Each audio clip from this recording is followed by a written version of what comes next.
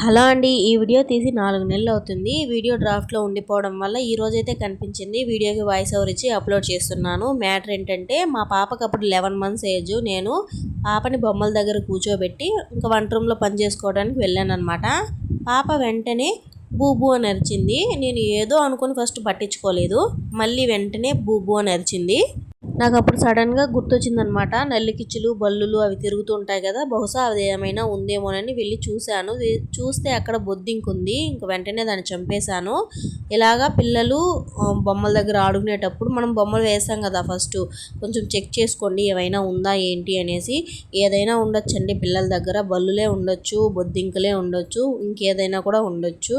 కాబట్టి ఒకసారి చెక్ చేసుకొని బొమ్మలు వేయండి. బొమ్మల్ని వారానికి ఒకసారి క్లీన్ చేస్తూ ఉండండి. అంటే వాటర్తో పిల్లలు ఆడుకుంటూ ఉంటారు కదా, చిన్న పిల్లలు, క్లీన్ చేసుకుంటూ ఉండండి.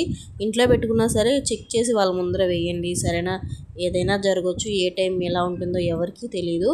ఆశ్చర్యం ఏంటంటే 11 మంత్స్ ఏజ్లోనే అది బూచి అని మా పాపకు తెలిసింది. అదే నాకు పెద్ద ఆశ్చర్యంగా ఉంది.